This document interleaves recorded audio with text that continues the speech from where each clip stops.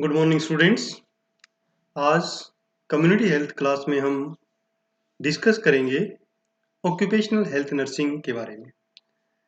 जैसा कि आप जानते हैं, ऑक्यूपेशनल हेल्थ नर्सिंग के ऊपर मैंने कुल 3 लेक्चर बनाए हैं। इसमें 2 लेक्चर ऑलरेडी यूट्यूब पर हैं और ये तीसरा लेक्चर है। तो वो दोनों लेक्चर भी आप देखें ताकि पूरा ऑक्यूपेशनल हेल्थ नर्सिंग आपको समझ आ सके। उन दोनों के जो लिंक हैं वो यहाँ इसमें लिंक में दिए हुए। आप चैनल को सब्सक्राइब भी कर सकते हैं ताकि आपको आगे आने वाले जो लेक्चर्स हैं उनकी इंफॉर्मेशन समय पर मिल सके।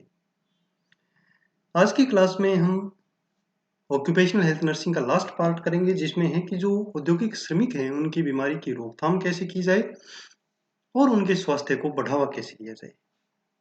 तो ऐसे बहुत सारे उपाय हैं जिनसे हम स्वास्थ्य को बढ़ावा दे सकते हैं और जो औद्योगिक श्रमिक हैं उनके बीच बीमारी के लिए संरक्षण कर सकते हैं, रोक सकते हैं।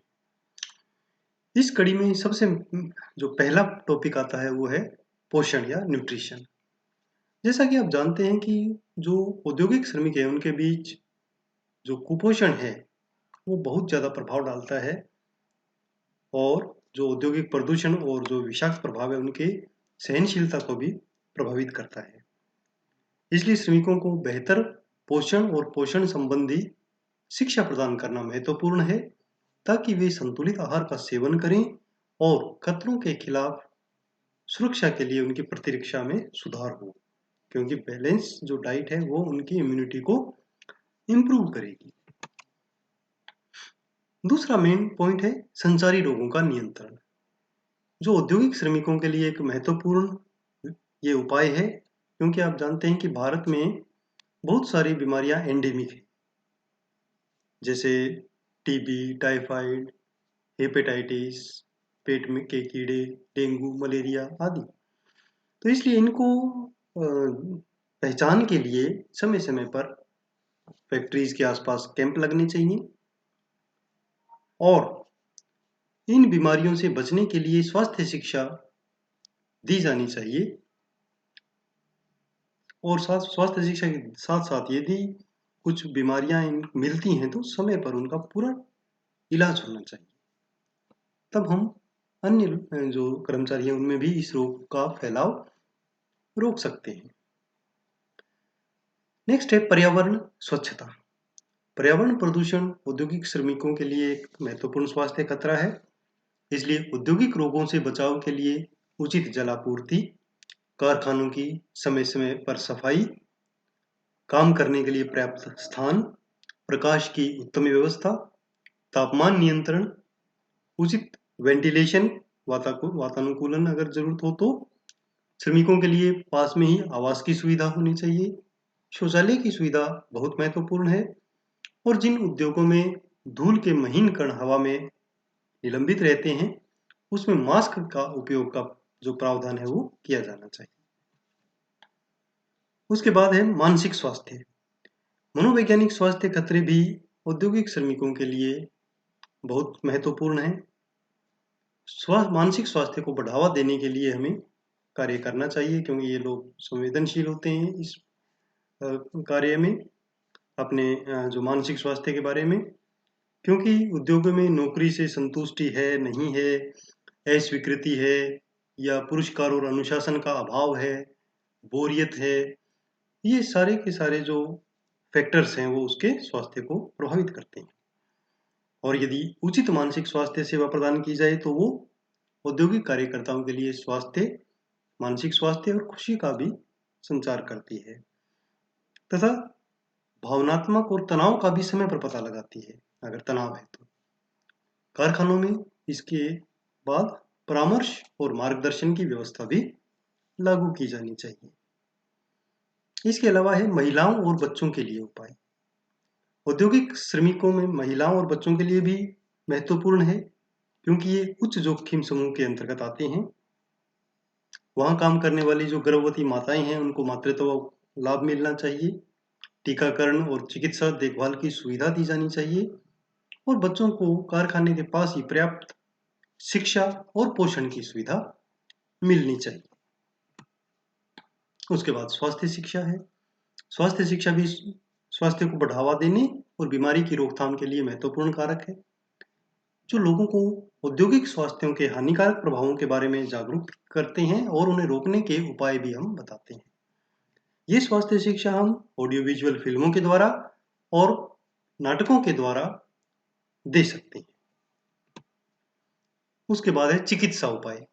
चिकित्सा उपाय क्या है कि जो औद्योगिक श्रमिकों के लिए समय समय पर स्वास्थ्य परीक्षण होना चाहिए और पहचान किए गए जो विकार हैं उनका उचित उपचार भी उनको मिलना चाहिए। श्रमिकों को राज्य बीमा योजना का लाभ मिलना चाहिए। अस्पतालों के स्वास्थ्य पोस्ट के माध्यम से कारखानों के पास ही ओपीडी आईपीडी की सुविधाएं भी प्रदान की जानी चाहिए। अगर पास में अस्पताल है तो उसकी सुविधा भी उन्हें मिले, उनको इस संबंध में जागरूक किया जाना चाहिए। उसके बाद इंजीनियरिंग उपाय। इंजीनियरिंग उपाय में क्या है कि जो मशीनों का संचालन है उसके दौरान क्या एहतियात बरती जाए, इसके बारे में जानकारी। भवन का स्वस्थ डिजाइन हो, अच्छा हाउसकीपिंग मतलब समय उसकी साफ सफाई हो, उचित वेंटिलेशन हो, सुरक्षा सावधानी आदि शामिल होते हैं। पर्यावरण में धूल को रोकने के लिए पानी का छिड़काव भी इसमें महत्वपूर्ण उपाय है। औद्योगिक श्रमिकों द्वारा सुरक्षा उपकरणों के उपयोग के लिए सुरक्षात्मक उपकरणों की उचित निगरानी और उनका उपयोग इंजीनियरिंग उपायों में शामिल होता है। इसके बाद है विधान या कानून।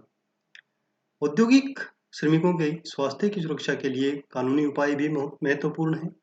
वर्तमान में भारत में 2 मुख्य कानून हैं। ये हैं कारखाना अधिनियम 1948 और कर्मचारी राज्य बीमा अधिनियम 1948। कारखाना अधिनियम 1948 यह परिभाषित करता है कि एक कारखाना वो है जहां पर 10 या 10 से अधिक जो श्रमिक हैं वो कार्य करते हैं। इस अधिनियम के तहत श्रमिकों के स्वास्थ्य, सुरक्षा और कल्याण के प्रावधान किए गए हैं। नियोक्ता को कारखाने में सुरक्षा उपाय प्रदान किए जाने जरूरी हैं। फैक्ट्री एक्ट के तहत बाल श्रमिकों का रोजगार भी निषिद्ध है। फैक्ट्री अधिनियम में व्यावसायिक खतरों के से बारे में उनको जानकारी, काम के घंटे, मजदूरी और संरक्षण, ये सब बिंदु शामिल होते हैं। कर्मचारी राज्य बीमा अधिनियम 1948 क्या है? कर्मचारी राज्य बीमा अधिनियम 1948 उन कारखानों या श्रमिकों के लिए लाभ से संबंधित है जहां 20 या 20 से अधिक व्यक्ति कार्य करते हैं। ईएसआई योजना का जो एडमिनिस्ट्रेशन है वो केंद्र सरकार के अधिनियम स्वायत्त निकाय के तहत है, जिसे ईएसआई निगम कहा जाता है। यह श्रम मंत्रालय के अधीन होता है। ये जो ईएसआई निगम है इसमें केंद्र सरकार, राज्य सरकार, फैक्ट्री मालिक और जो श्रमिकों का जो संगठन है उनके सदस्य इसमें शामिल होते हैं।